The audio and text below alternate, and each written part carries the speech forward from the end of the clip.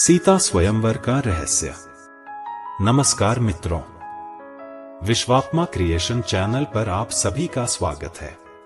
आज हम सीता स्वयंवर के रहस्य के बारे में कुछ बातें बताने जा रहे हैं।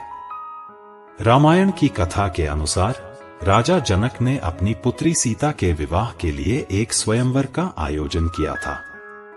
आप सभी यह बात जानते हैं कि सीता के स्वयंवर में अनेक शक्तिशाली और महान प्रतापी राजा महाराजा आए थे, लेकिन स्वयंवर में जो धनुष था, उस धनुष को कोई भी राजा महाराजा हिला तक नहीं पाए।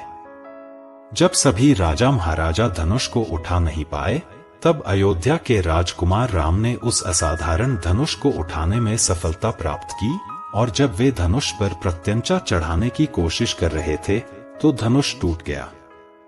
यह सब जानने के बाद क्या आपके मन में कभी यह प्रश्न आया है कि राजा जनक ने सीता का स्वयंवर क्यों रखा था? राजा जनक ने स्वयंवर के लिए वह असाधारण हरधनुष क्यों प्रस्तुत किया था? वह हरधनुष राजा जनक को कहां से और कैसे मिला था? और जिस धनुष को कोई राजा महाराजा उठा नहीं पाए, उसे राम ने कैसे उठा लिया? सीता के स्वयंवर में वास्तव में क्या रहस्य छिपा है? सीता के स्वयंवर के बारे में इन बातों को जानने के लिए वीडियो को अंत तक अवश्य देखें। आइए आज हम सीता के स्वयंवर के पीछे छिपे रहस्य को जानने का प्रयास करते हैं। हमारी आज की कहानी रामायण से ली गई है।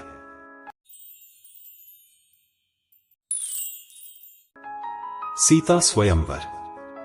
राजा जनक ने अपनी पुत्री सीता के विवाह के लिए एक विशेष कारण से एक विशेष स्वयंवर सभा का आयोजन किया था। बात उस समय की है जब सिरध्वज मिथिला राज्य के राजा जनक थे। यहां एक बात जान ले कि मिथिला राज्य के राजा जनक कहने पर जनक केवल एक व्यक्ति नहीं है, जनक एक पदवी है। मिथिला राज्य के सिंहासन पर जो बैठता था, उस राजा को जनक कहा जाता था। मिथिला राज्य के जनकों में से ही एक था सीता के पिता, जिनका वास्तविक नाम सिरध्वज था। राजा होते हुए भी जनक सिरध्वज ने एक साधारण मनुष्य की तरह, एक ऋषि की तरह जीवन व्यतीत किया था, इसीलिए जनक सिरध्वज को राजर्षि कहा जाता था। राजा सिरध्वज कई दिनों तक निःसंतान थे। उसी समय एक दिन खेत में हल जोतते समय हल की नोक में उन्हें एक कन्या संतान प्राप्त हुई। हल के नुकीले हिस्से को संस्कृत में सीत कहा जाता है। उस सीत के माध्यम से मिट्टी को फाड़कर प्राप्त होने के कारण कन्या का नाम सीता रखा गया। इस प्रकार मिट्टी को फाड़कर प्राप्त होने के कारण राजा सिरध्वज ने सीता को देवताओं के अनुग्रह से प्राप्त हुई देवकन्या मान लिया था। इसीलिए निःसंतान सिरध्वज ने सीता को प्राप्त कर बहुत आदर यत्न के साथ उनका पालन पोषण किया। धीरे धीरे सीता बड़ी होती गई। सीता के अनुपम सौंदर्य की आभा से मानो संपूर्ण मिथिला नगर उद्भासित हो उठा था। सीता के समान रूपवती, गुणवती कन्या पृथ्वी पर कोई अन्य नहीं थी। राजा सिरध्वज ने अपनी देवकन्या सीता का विवाह एक विशेष व्यक्ति के साथ कराने का विचार किया।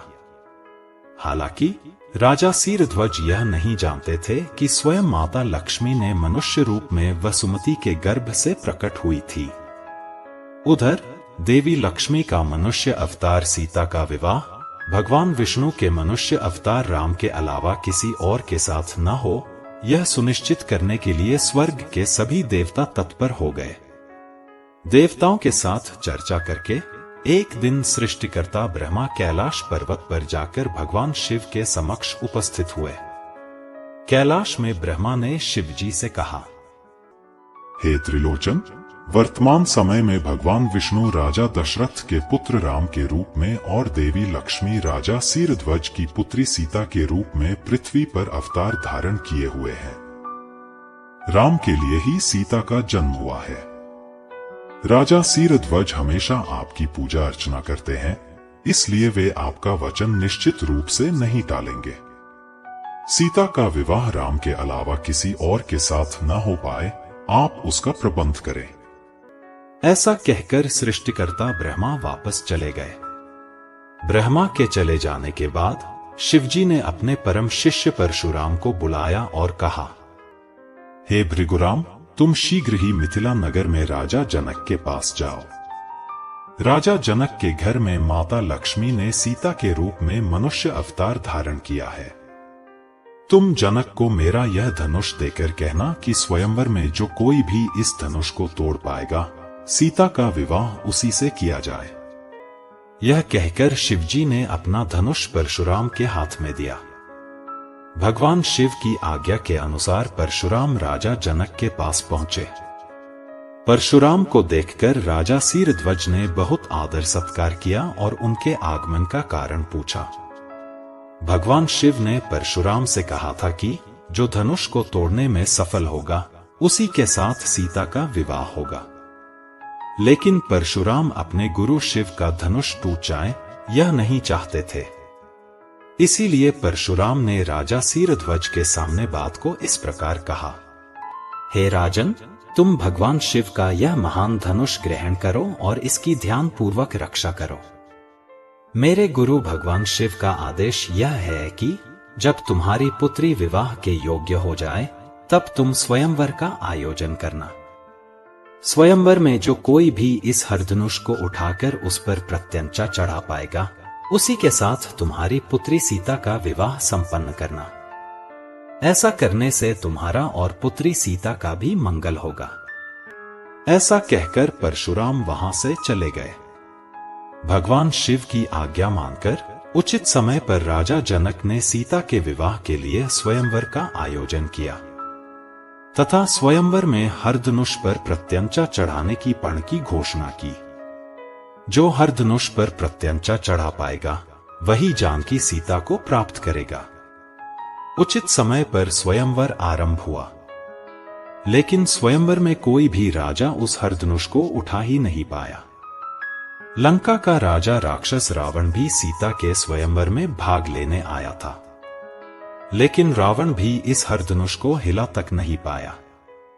अंत में देवताओं की योजना के अनुसार भगवान विष्णु के मनुष्य अवतार दशरथ नंदन राम स्वयंवर में भाग लेने के लिए आगे बढ़े।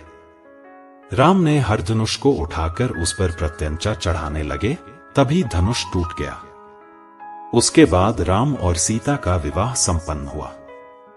इस प्रकार देवताओं की योजना के अनुसार तथा भगवान शिव के आदेश के अनुसार राजा जनक ने सीता के विवाह के लिए स्वयंवर का आयोजन करके भगवान शिव का महान हरधनुष प्रस्तुत किया था। दोस्तों, यही है सीता के स्वयंवर का रहस्य। आशा है आज की कथा आपको जरूर अच्छी लगी होगी। आगे भी इसी तरह की अन्य पौराणिक रहस्यमय बातें जानने के लिए विश्वात्मा क्रिएशन चैनल को सब्सक्राइब कर लीजिएगा। वीडियो को अंत तक देखने के लिए आपको बहुत बहुत हार्दिक धन्यवाद। आप सभी कुशल रहें और हमारे वीडियो देखते रहें। धन्यवाद। जय श्री कृष्ण।